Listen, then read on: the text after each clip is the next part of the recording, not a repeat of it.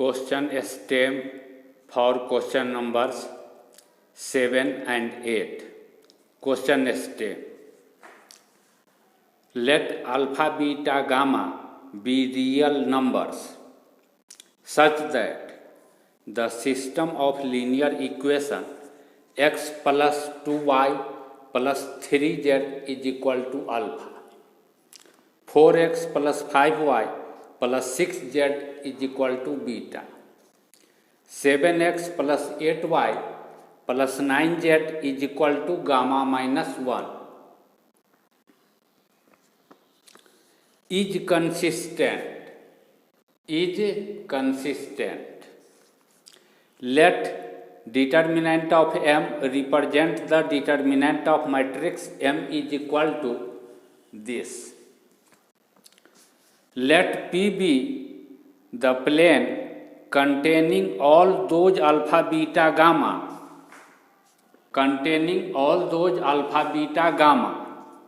for which the above system of linear equation is consistent. यह system consistent हो, इसके लिए अल्फा बीटा गामा का जो वैल्यू होना चाहिए उस तरह का अल्फा बीटा गामा का वैल्यू वाला जितना पॉइंट है उस सारे पॉइंट, वह सारा पॉइंट जिस प्लेन में है वह प्लेन है P. And D be the square of the distance of the point 0, 1, 0 from the plane P. D is the square of the distance of the point this from the plane P. तो अब question पूछ रहा है 7 number. The value of determinant of M is, value of determinant of M is. Question number 8 पूछ रहा है value of D is, D का value क्या होगा. D का मतलब है यही D, यानी square of distance of the point this from the plane P.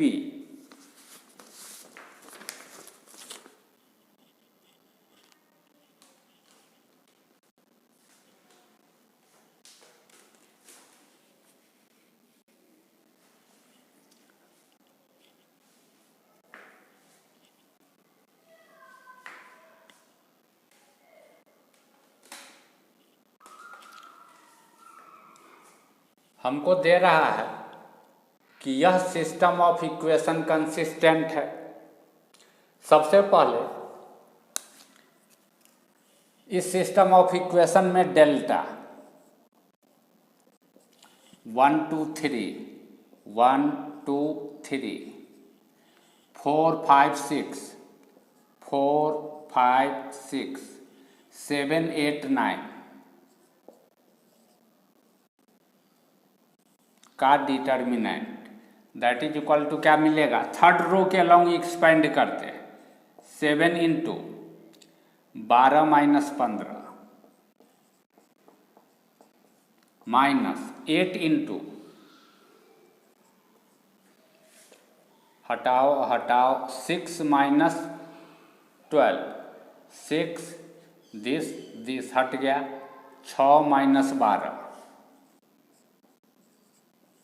Plus 9 into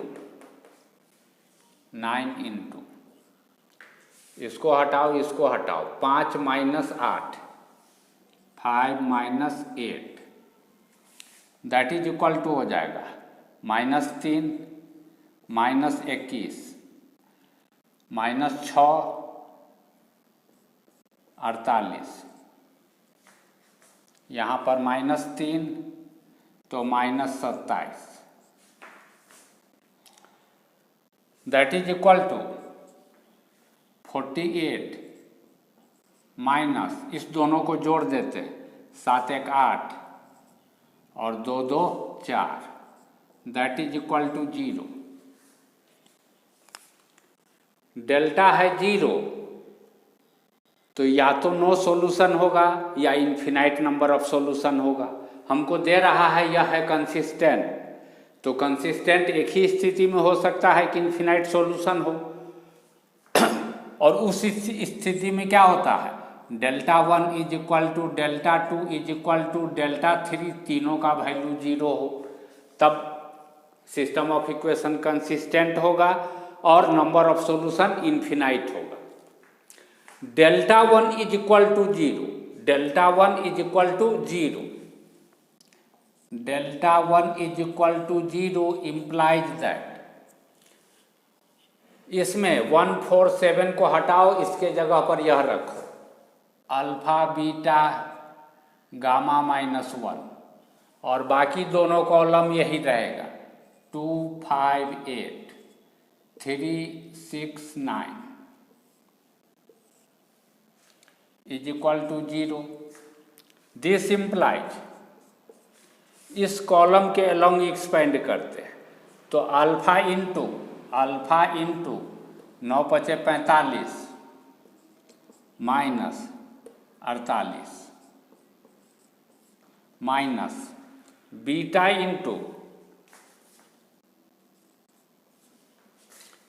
into यह रो हटाओ यह कॉलम हटाओ 18 - 24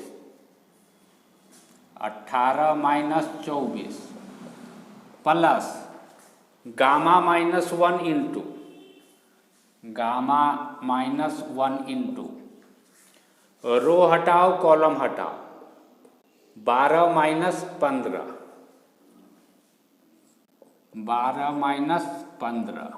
12 - 15।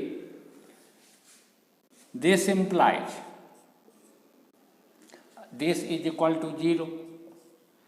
दिस इम्प्लाइज अल्फा इंटू 45 और यह -3 तो -3 अल्फा,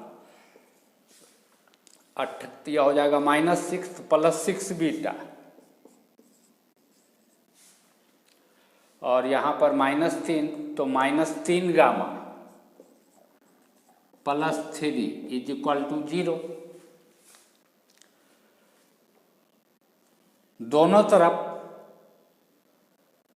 -3 से डिवाइड कर देने पर alpha -2 beta plus gamma -1 is equal to 0।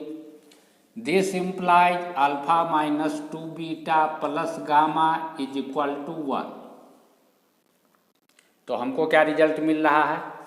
Alpha -2 beta plus gamma is equal to 1। यह रिजल्ट मिला कब? जब सिस्टम ऑफ इक्वेशन कंसिस्टेंट होगा तब, जब डेल्टा 1 0 तब। इसी तरीके से जब डेल्टा 2 0 करोगे तो भी यही रिजल्ट मिलेगा। जब डेल्टा 3 इज इक्वल टू 0 लिख करके आगे बढ़ोगे तब भी यही रिजल्ट मिलेगा। यानी जब इतना 1 के बराबर तब डेल्टा 1 भी 0, डेल्टा 2 भी 0, डेल्टा 3 भी 0 हो जाता है, यानी सिस्टम ऑफ इक्वेशन कंसिस्टेंट हो जाता है। अब जरा हमको मिटाने दो, उसके बाद हम आगे लिखेंगे।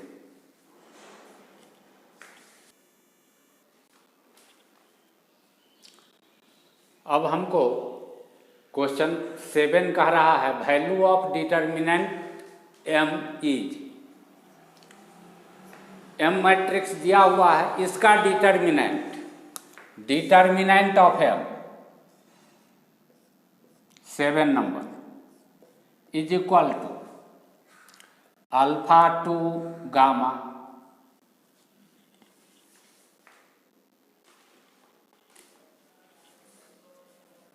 बीटा 1 0 -1 0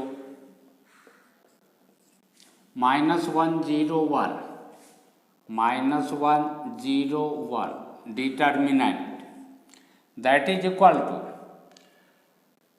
इसको फर्स्ट रो के अलोंग एक्सपेंड करते हैं अल्फा इंटू 1 - 0 -2 इंटू रो हटाओ कॉलम हटाओ beta -0 plus gamma into row हटाओ कॉलम हटाओ 0 -1 यानी 0 + 1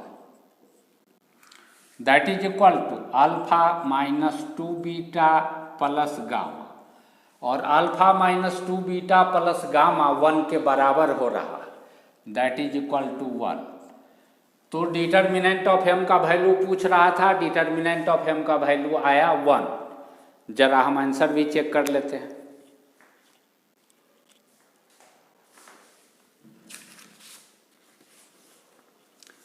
आंसर दे रहा है 1, ठीक है।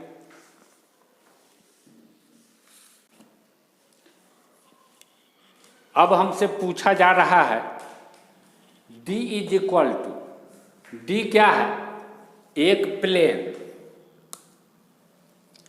जिसमें वह सारा पॉइंट लाई कर रहा है अल्फा बीटा गामा, जिसके लिए यह सिस्टम ऑफ इक्वेशन कंसिस्टेंट, यानी अल्फा बीटा गामा का लोकस, ताकि अल्फा बीटा गामा का वह वैल्यू इस सिस्टम ऑफ इक्वेशन को कंसिस्टेंट बना दे। तो अल्फा बीटा गामा में एक रिलेशन मिला हुआ है, इसी में अल्फा के जगह पर x, बीटा के जगह पर y, गामा के जगह पर z रख देंगे तो अल्फा बीटा गामा पॉइंट का लोकस मिल जाएगा। यानी इस प्लेन का इक्वेशन हो जाएगा x minus 2y plus z, और 1 को लेफ्ट साइड में ला करके माइनस 1 इज इक्वल टू 0 लिख सकते हैं।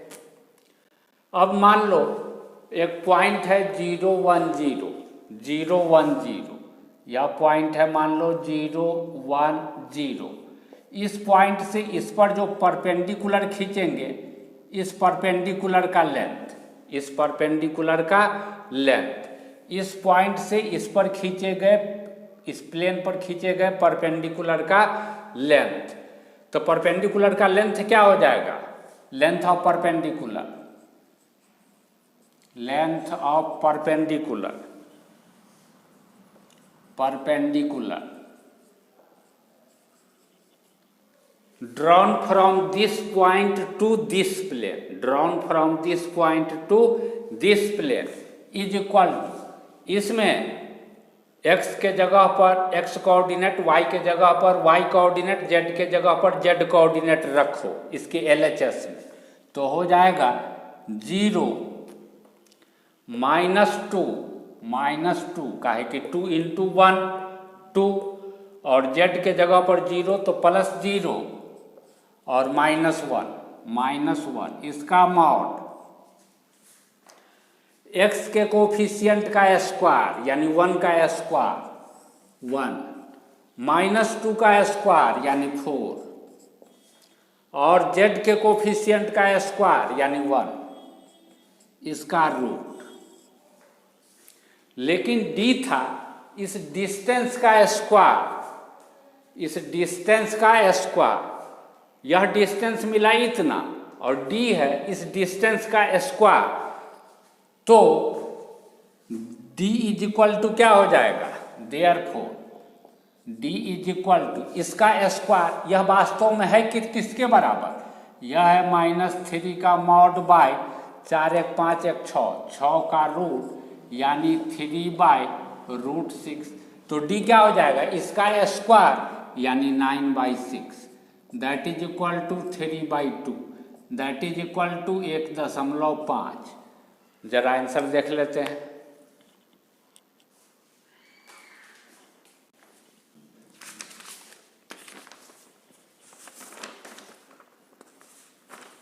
एक 1.5 दे रहा है, ठीक है, हो गया।